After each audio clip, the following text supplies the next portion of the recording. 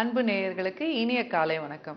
நேயர்களே, வளர் சிறு பருவத்துல அந்த இளைஞர்களுக்கு அந்த இளமை அப்படிங்கிற ஒரு காலகட்டத்துக்கு மாறிட்டு வராங்க. குழந்தை பருவத்திலிருந்து அந்த பருவத்துக்கு போகும் பொழுது அவங்கள நம்ம தயார் செய்வதற்கு முதல்ல பெற்றோர்கள் என்னென்ன தெரிஞ்சுக்கணும் அப்படிங்கிறத பத்தி தான் நம்ம பேசிட்டு இருக்கோம். ஏன்னா இந்த பருவத்துல பாத்தீங்கன்னா அந்த அட்ஜஸ்ட்மெண்ட், அவங்களுக்கு அந்த டிரான்சிஷன் வந்து ஸ்மூதா இல்லைன்னா அதனால பல விதமான ஆங்ஸைட்டி அவங்களுக்கு உருவாகும்.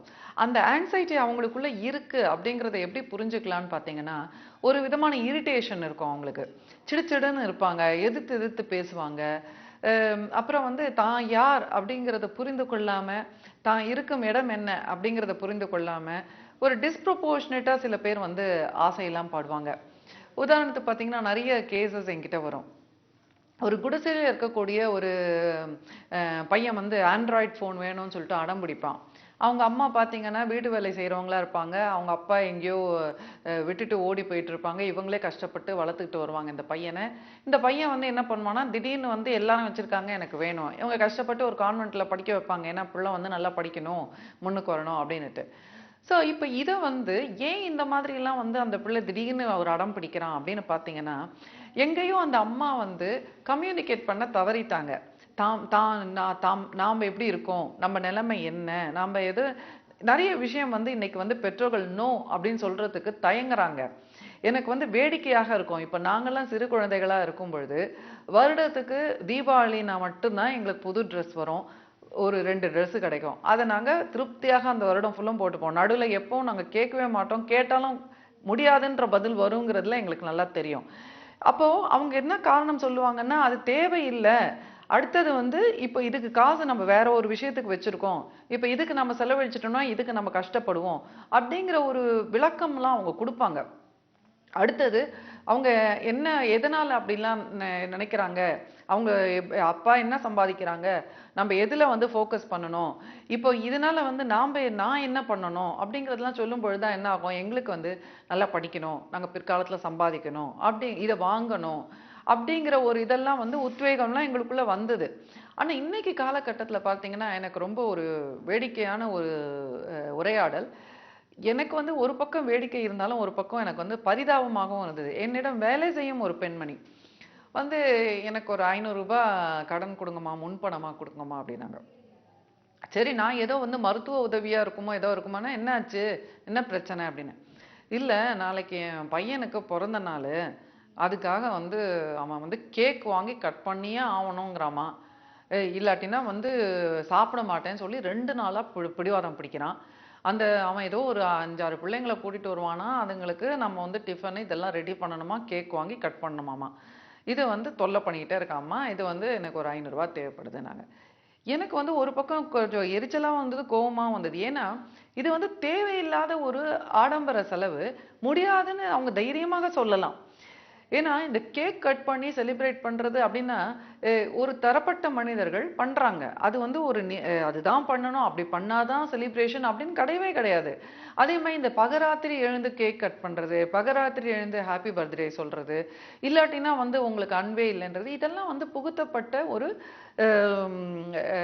நடத்தைகள். இதெல்லாம் வந்து அபத்தம் அப்படிங்கிறது வந்து பெற்றோர்கள் முதல்ல புரிஞ்சுக்கணும். அதுல வந்து அவங்க முதல்ல தெளிவா இருக்கணும். இப்போ இந்த பெண்மணியோட உரையாடும் பொழுது நான் ஒண்ணு கண்டுபிடிச்சது என்னன்னா, அந்த அம்மாக்கே அந்த ஆசை ரொம்ப இருக்கு. அந்த அம்மாக்கே வந்து என்னன்னா, நான் சிறு பிள்ளையா இருக்கும்போது எனக்கு கூட இந்த மாதிரிலாம் ஆசையெல்லாம் இருந்ததுமா. ஆனா எங்க அம்மாவால பண்ண முடியல. நான் வந்து என் பிள்ளைக்கு செஞ்சு பார்க்கணும்னு ஆசைப்படுறேம்மா. சரி, அதனால அவன் கேட்கும்போது என்னால உறுதியா முடியலன்னு சொல்ல முடியல அப்படின்றாங்க. சோ இப்ப இங்கதான் முரண்பாடு. நிறைய நேரத்துல நம்மளால ஏன் முடியல அப்படின்னு சொல்ல முடியலன்னா, நம்மளுடைய நிராசைகள், சோ நம்மளுடைய கனவுகள், சரி நம்மளால தான் முடியல, நாம நம்ம பிள்ளைகளுக்கு செய்யணும். இப்போ இங்கதான் உளவியல் ரீதியாக நம்ம சிந்திக்கணும். இது வந்து தவறுன்னு நான் சொல்ல மாட்டேன். ஆனா எந்த அளவுக்கு நம்ம ஆயத்தமாக இருக்கோம் அப்படிங்கிறத பார்க்கணும், இல்லையா? சோ பொருளாதார முனைவு, பொருளாதார உயர்வு அப்படிங்கிறது படிப்படியாக ஒரு ஜெனரேஷன் இருந்து அடுத்த ஜெனரேஷன் வந்துட்டே தான் இருக்கு, வந்துட்டே இருக்கணும். அதுதான் வளர்ச்சி. இப்போ வந்து ஒரு தாத்தா வந்து குடிசையில இருந்தாரு அப்படின்னா அடுத்தது வந்து அவருடைய பிள்ளை வந்து நிச்சயமாக அதை விட ஒரு அடுத்த கட்டமான வாழ்க்கை முறைக்கு போகணும். அதை போக வேணும் என்ற ஒரு கோல் வந்து அவங்க வச்சுக்கணும். அப்படி இல்லாம அவரும் வந்து அதே குடிசையில இருந்தார்னா அப்ப அவங்க தாத்தா என்னென்ன செய்ய முடியலையோ அதெல்லாம் இவராலையும் செய்ய முடியாது. ஸோ அப்போ வந்து அடுத்தது அவருக்கு பிறக்க போற பிள்ளையோட நிலைமையும் அப்படியே தான் இருக்க பொழுது. அதனால நம்மளுடைய நிலை மாறாம, நம்ம வந்து ஆசைகள மட்டும் செய்யணும்னு எதிர்பார்க்க கூடாது இல்லையா? இப்ப இந்த வேலைக்கார அம்மாவுக்கும் அவங்க அம்மா என்ன நிலையில இருந்தாங்களோ, அதே நிலையில தான் இன்னைக்கு அவங்களும் இருக்காங்க. அப்ப அவங்க அம்மாவால என்ன செய்ய இயலாததோ, அது இவங்களாலயும் இயலாதது. அப்படி இருக்கும் பொழுது, அவங்க வந்து அவங்க அம்மா கரெக்ட்டா சொல்லியிருக்காங்க. "என்னால செய்ய முடியாது." அப்படின்னு சொல்லவே தான் இன்னைக்கு வந்து இந்த அம்மா வந்து ஒரு பொறுப்புணர்வோட வேலை செய்து சம்பாதிக்கும் ஒரு பெண்மணியாக இன்னைக்கு இருக்காங்க. இன்னைக்கு அவங்க வந்து குடும்பத்துக்கான பொருள வந்து அவங்க ஈட்டுறாங்க. அவங்க நம்பிக்கையோட இருக்காங்க. ஒரு நெறிகளோட வாழுறாங்க. ஒரு செல்ஃப் டிசிப்ளினோட இருக்காங்க. அதெல்லாம் காரணம் என்னன்னு பார்த்தீங்கன்னா, அவங்க பேரண்ட்ஸ் வந்து தெளிவாக இதான் நான்ல முடியும். இது முடியாது அப்படிங்கிறது வந்து கரெக்ட்டா சொன்னது ஒரு விதத்துல நல்லது. ஆனா இன்னைக்கு அந்த பெண்மணி வந்து இவ்ளோ ஒரு ரெஸ்பான்சிபிளா பொறுப்புணர்வோட ஒரு நல்ல பெண்மணியாக இருந்தாலும், அவங்களோட குற்ற உணர்வு தன்னுடைய குழந்தைக்கு என்னால செய்ய இயலாதுன்றது சொல்ல முடியாதனால என்ன ஆயிடுதுன்னா, அவங்க வந்து ஒரு பொறுப்பற்ற பிள்ளையை வந்து தயாராக்குறாங்க. ஸோ இங்க தான் பெற்றோர்கள் வந்து நல்லா புரிஞ்சுக்கணும். எந்த இடத்துல நம்ம நோ சொல்லணும், எதற்காக நாம நோ சொல்லணும் அப்படிங்கிறத வந்து முதல்ல நாம ஆராய்ச்சி பண்ணணும். ஏன் சொல்லணும்?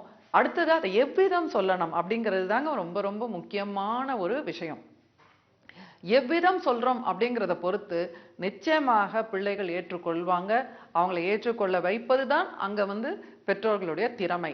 அதற்காக தான் நான் எங்கள மாதிரி இருக்கிறவங்கலாம் நம்ம வந்து விழிப்புணர்வை ஏற்படுத்திக்கிட்டே இருக்கோம். ஏன்னா நம்ம எல்லாரையும் நம்ம வந்து சாட்டிஸ்ஃபை பண்ணவே முடியாது வாழ்க்கையில. ஸோ அவங்க அவங்க சிச்சுவேஷனுக்கு ஏத்த மாதிரி நிறைய விஷயங்கள் நம்ம வாழ்க்கையில வந்து தவிர்க்க வேண்டியது வேண்டும். அது தவிர்ப்பது நல்லது சில நேரத்துல. ஸோ இப்ப இவங்களோட குடும்ப சூழ்நிலைக்கு, இவங்களுடைய பொருளாதார ரீதிக்கு இந்த கேக் கட் பண்ணி செலிப்ரேஷனை வந்து சத்தியமாக தவிர்ப்பது தான் அவங்களுக்கு நல்லது. யோசிச்சு பாருங்க, இதுக்காக ஒரு ரூ. 500 கடன் வாங்கி செய்யறதுனால இவங்களுக்கு எந்த விதத்துல அவங்களுக்கு அங்கீகாரம் கிடைக்கும்?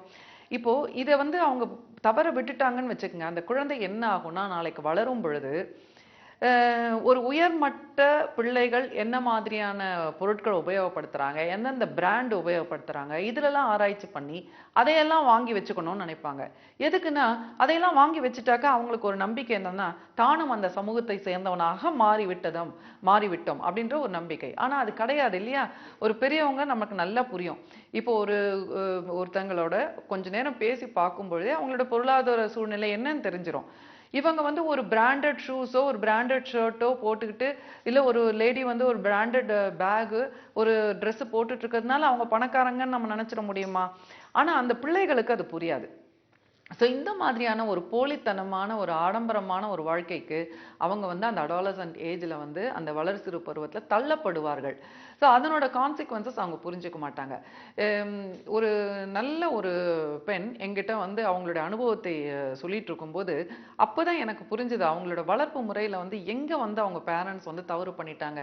ஏன்னா இந்த அளவுக்கு வந்து இந்த பெண் வந்து சம்பாதிக்கும் பொழுது அந்த பணத்தை வந்து செலவழிப்பது என்பதே ஒரு கலை.